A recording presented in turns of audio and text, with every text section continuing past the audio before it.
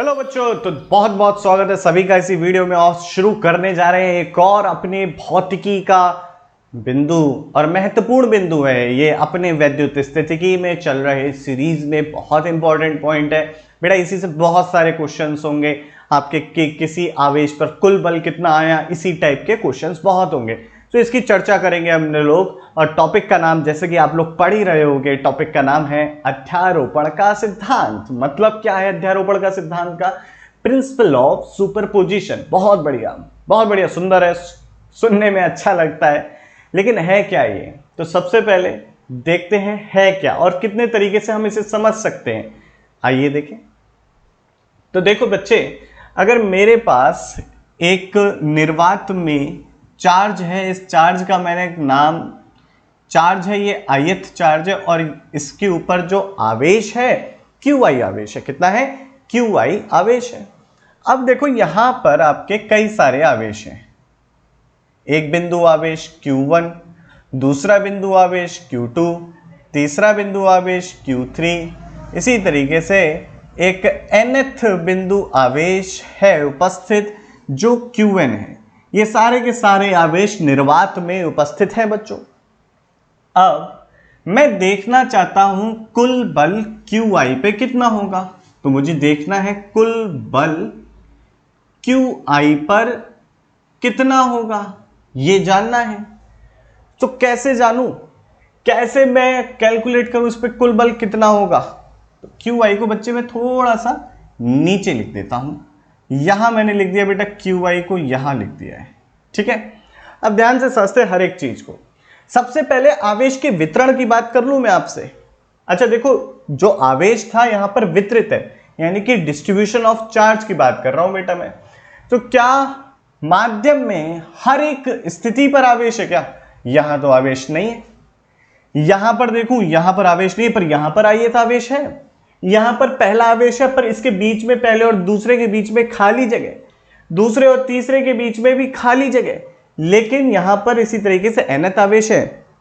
इस तरीके का, इस प्रकार के आवेश वितरण को हम असतत, यानी कि डिस्क्रीट असतत आवेश वितरण कहते हैं, या इंग्लिश में बोलेंगे डिस्क्रीट चार्ज डिस्ट्रीब्यूशन। तो बच्चों इसे कहते हैं असतत आवेश वितरण। ठीक है, ये पॉइंट समझ में आया।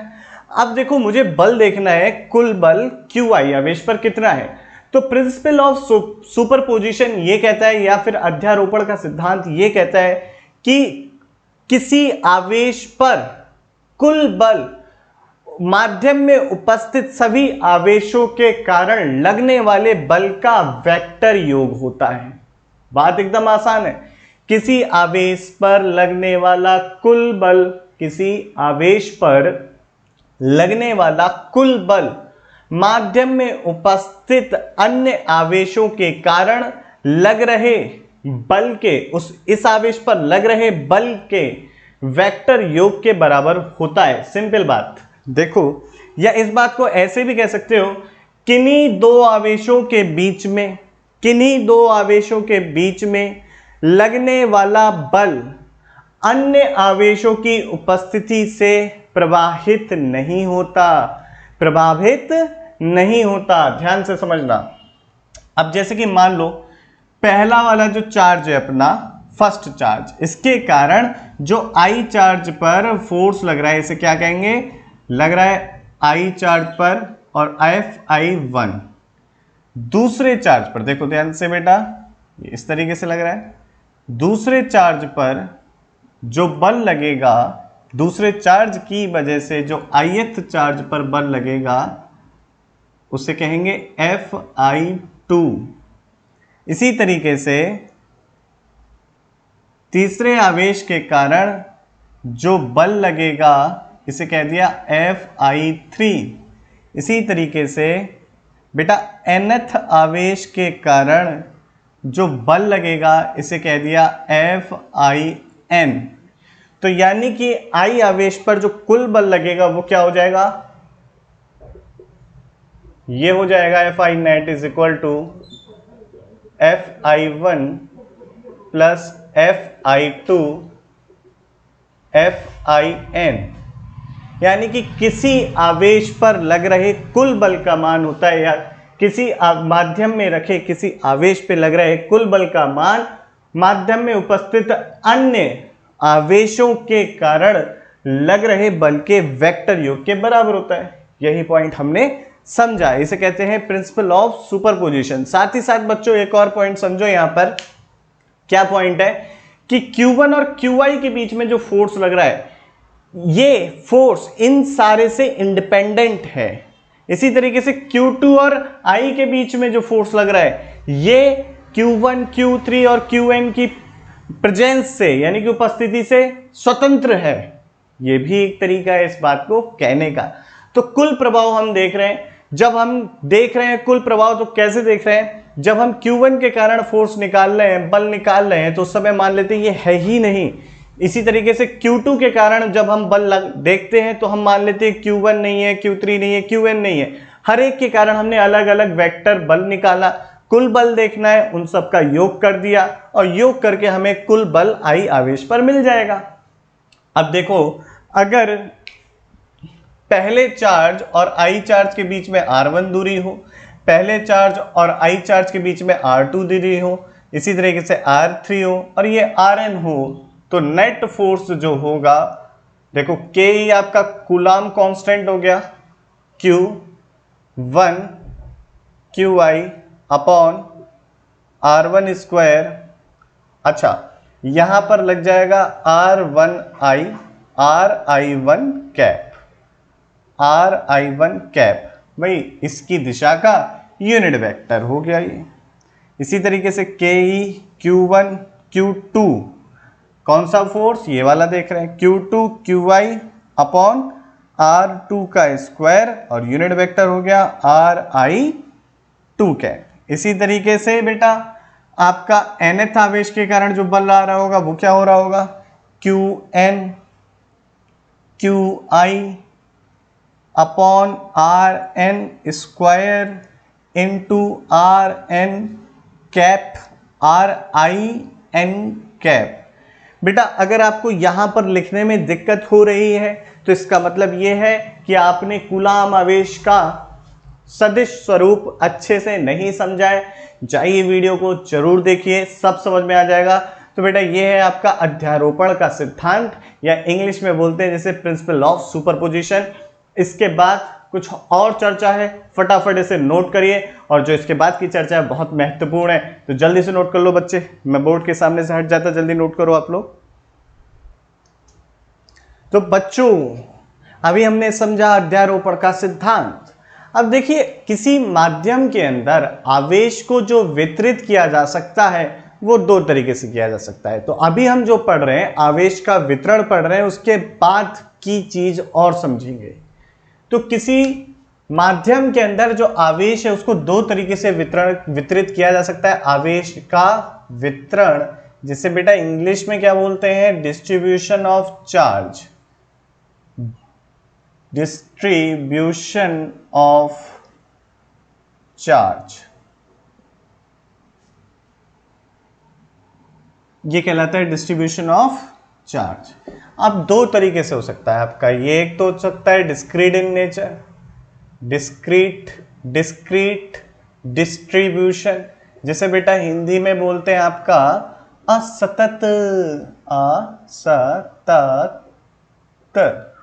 असतत असतत आवेश वितरण।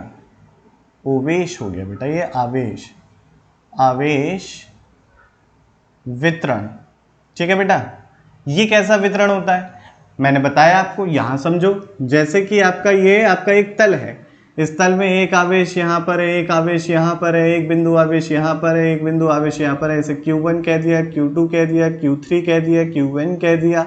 तो बच्चे हर एक आप ध्यान से देखिए। अच्छा, Q1 आपके शायद स्क्रीन पे ना आ रहा हो, Qn मैंने यहां बना दिया बेटा।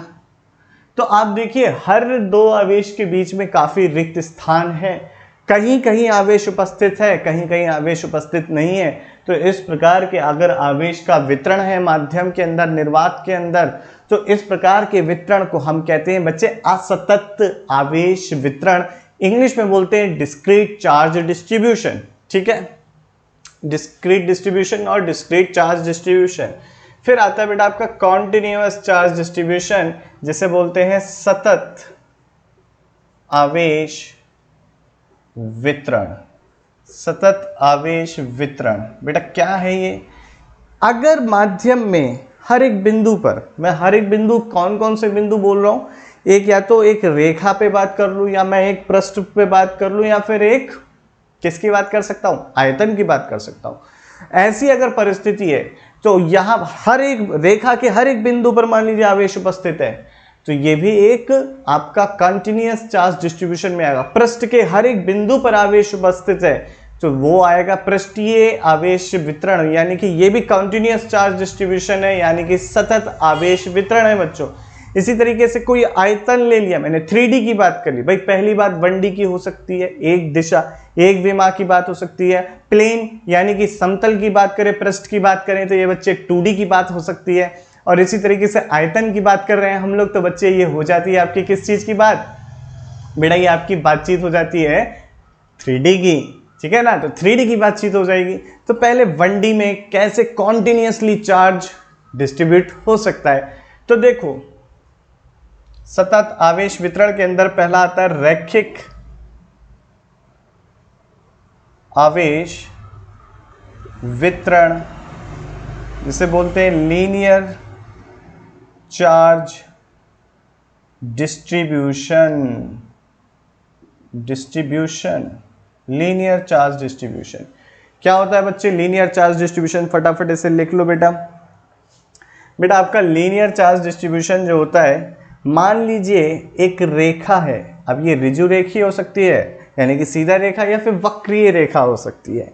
इसके हर एक बिंदु पर अगर आवेश उपस्थित है, हर एक बिंदु पर इस आवेश उपस्थित है, ध्यान से समझना, हर एक बिंदु पर, या फिर एक सीधी रेखा है इस तरीके से, इसके हर एक बिंदु पर आवेश उपस्थित हो, हर जगह आवेश हो इस रेखा के ऊपर, तो ऐसा आवेश का वितरण आपका कॉन्टिन्यूअस चार्ज डिस्ट्रीब्यूशन यानी कि सतत आवेश वितरण में आता है। ठीक है बच्चे।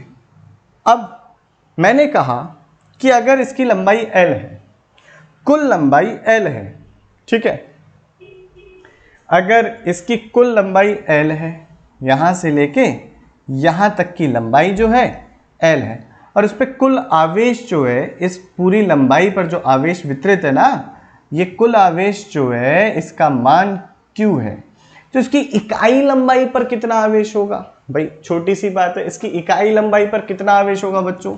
सोचो जल्दी से, इसकी इकाई लंबाई पर कितना आवेश होगा? अगर L लंबाई पर Q आवेश है, अगर L लंबाई पर Q आवेश है, तो इकाई लंबाई पर आवेश होगा Q बाई L। इकाई लंबाई पर आवेश होगा बेटा Q बाई L, और इसको क्या बोलते हैं? इसको बोलते हैं लीनियर, इंग्लिश में बोलते हैं, इंग्लिश जानना जरूरी है, लीनियर चार्ज डेंसिटी, और हिंदी में क्या बोलेंगे? रेखीय आवेश घनत्व। रेखीय आवेश घनत्व, ठीक है बच्चे, रेखीय आवेश घनत्व तक की बात कर ली हमने। अब मान लीजिए आवेश जो उपस्थित है एक तल पे उपस्थित है, यानी कि एक आपके पास पृष्ठ है, और पृष्ठ के हर एक बिंदु पर आपका मान लीजिए आवेश उपस्थित है। पूरा जो कुल आवेश था, मेरे पास कुछ Q आवेश था, मैंने एक पृष्ठ पे उसे वितरित कर दिया है, तो यहां पर हर एक बिंदु पर मान लो उपस्थित है आवेश कुछ इस तरीके से, मैंने कह दिया धन आवेश है या फिर ऋण आवेश भी हो सकता है। कोई बच्चे समस्या की बात नहीं है, यहां पर आसान सी बात है बेटा। तो अब मान लीजिए इस आवेश, इस जो पृष्ठ है उसका जो आपका एरिया है, क्षेत्रफल है, वो A है, और इस पे कुल आवेश अगर Q है, ठीक है, ध्यान से समझिएगा, अब मैं किस चीज की बात कर रहा हूं? पृष्ठीय आवेश वितरण की, पृष्ठीय आवेश वितरण की बेटा। तो अगर मान लीजिए आपका एक पास पृष्ठ है जिसका एरिया, तो पृष्ठ का क्षेत्रफल कितना है बेटा? लिख लो फटाफट। पृष्ठ का क्षेत्रफल है बच्चे कैपिटल A। पृष्ठ पर कुल आवेश कितना है? पृष्ठ पर कुल आवेश जो है बेटा आपका, ये है बेटा Q, कैपिटल Q। ध्यान से समझना सारी बातें, कैपिटल Q है। तो अब हम क्या देख रहे हैं, हमारा ये आवेश कैपिटल Q पूरा का पूरा पृष्ठ पर फैला दिया गया है, बढ़िया से फैला दिया गया है, ठीक। तो इसके इकाई क्षेत्रफल पर कितना आवेश उपस्थित होगा और उस राशि को क्या बोलेंगे, ये जानना है। तो बेटा इसके इकाई क्षेत्रफल पर, यानी कि मैं देख रहा हूं पर इकाई, 1 मीटर स्क्वायर या 1 इकाई लंबाई का जो वर्ग है उस पर कितना आवेश है। भाई ए अगर बात करूं, ए टोटल एरिया था, इस पर आवेश है मेरा कैपिटल Q, तो इकाई क्षेत्रफल पर आवेश हो जाएगा Q बाई ए, और इकाई क्षेत्रफल पर उपस्थित आवेश को कहते हैं सरफेस चार्ज डेंसिटी, जिसे बोलते हैं हिंदी में पृष्ठीय आवेश घनत्व, और इसे सिग्मा से रिप्रेजेंट करते हैं बच्चे। किससे रिप्रेजेंट करते हैं, सिग्मा से रिप्रेजेंट करते हैं। इधर का मैं रब कर दे रहा हूं, फटाफट आप लोग नोट करो बेटा।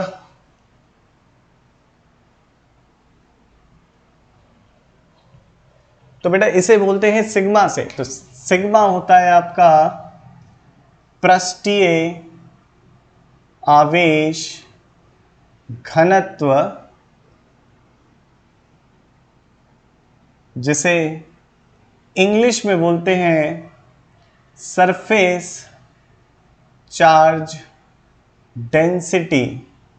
सरफेस चार्ज डेंसिटी बेटा, और समझो यहां से इसका मात्रक क्या होगा, सरफेस चार्ज डेंसिटी का क्या मात्रक होगा इसका, पर यूनिट क्षेत्रफल पर इकाई क्षेत्रफल पर यूनिट एरिया पर। तो इसका जो मात्रक हो जाएगा कूलाम पर मीटर स्क्वायर।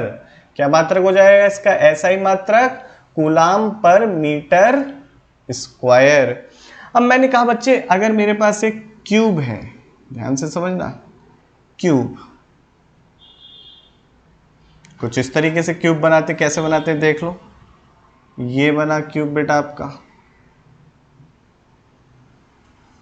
कुछ इस तरीके से बच्चे क्यूब है ये। अच्छा पीछे मिला देंगे, कोई दिक्कत की बात नहीं है, मिला दूंगे, बाद में मिल जाएगा। एक क्यूब है आपके पास, ठीक है बेटा। इस क्यूब पे कुल आवेश पूरा आयतन में भरा हुआ है, आवेश पूरे के पूरे आयतन में हर जगह एकदम भर के रख दिया है आवेश हमने। हमारे पास आवेश था, हमने इसे लिया क्यूब में भर दिया एकदम।